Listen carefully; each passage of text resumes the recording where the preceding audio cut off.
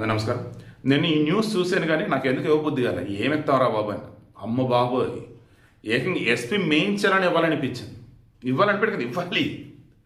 కుప్పంకి చెందినటువంటి కుప్పం నియోజకవర్గంలో ఏదో పల్లెటూరు, చిరంజీవి శోభ అనే దంపతులకు పెళ్ళైంది 10 సంవత్సరాల క్రితం.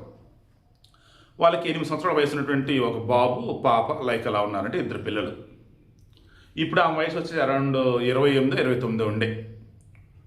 ఆమె ఇన్స్టాగ్రామ్లో ఎక్కువ రీల్స్ వస్తూ ఉండేది. ఎప్పుడు ఇలా చూస్తున్న మూమెంట్లో రోజు ఆమెకు కాల్ వచ్చింది, మిస్ కాల్. అది ఎవరండి అని చూసినప్పుడు గుంటూరు జిల్లా కండ్రికి చెందినటువంటి బాలాజీ నాయక్. ఇక ఆ మిస్ కాల్ పరిచయం కాస్త ఇన్స్టాగ్రామ్లో చాటింగ్తో మొదలైంది. చాటింగ్ కాస్త స్నేహం కాస్త ప్రేమ కాస్త లీగల్ రిలేషన్. మొగుడేమో ఇప్పుడు చూసి ఇన్స్టాగ్రామ్లో ఉంటుంది అని చెప్పి, స్మార్ట్ ఫోన్లో ఉంటుంది అని చెప్పేసి అనుమానం. అలా తిడతాం కొడతాం ఏదో చేస్తుంటాడు. దాంతో శోభ తన ప్రియుడికి బాలాజీకి చెప్పింది. ఇక బాలాజీ వచ్చేసి ఇక్కడ నేను శోభ వర్షం చెప్తా. శోభ ఏం చెప్పింది ఇప్పుడు పోలీసులకు దొరికిన తర్వాత, రోజు మా ఆయనను కొడుతూ తిడుతూ ఉంటే బాలాజీ వచ్చేసి ఇలా అయితే నీ మొగుడు నేను చంపేస్తా అద్దని దాన్ని అన్నాడు.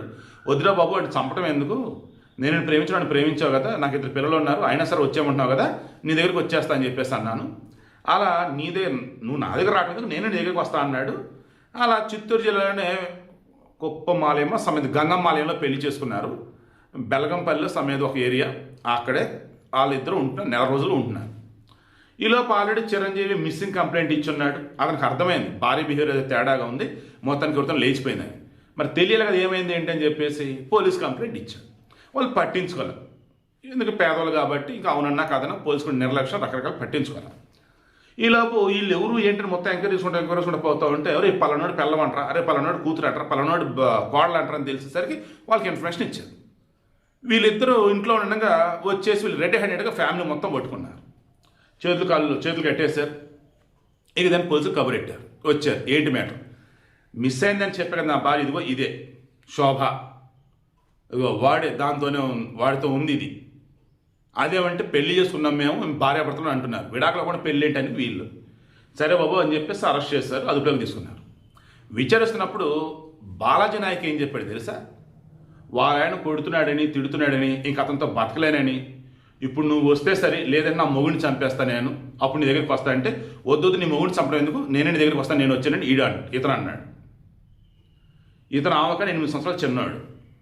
ఏమంటున్నాడు, నన్ను ఇష్టపడింది, వాళ్ళ ఆయన హింసిస్తున్నాడు, తట్టుకోలేక ఇక ఆయన చంపుదాను అనుకుంది, వద్దులే ఎందుకు చంపని నేను అన్నాను అంటే, ఒక మగాడి క్షేమం కోరుకున్నాను, అదే నువ్వు వస్తే సరిపోయింది కదా అన్నాను, వచ్చింది అన్నాడు. సో ఇప్పుడు ఏమని జడ్జి తీర్పు ఇవ్వాలి. సుప్రీంకోర్టు చెప్పింది కదా, పెళ్ళి అయినా సరే పెళ్ళి కాకుండా సరే 10 సంవత్సరాలు దాటిందంటే నచ్చినోడితో ఉండొచ్చు అని.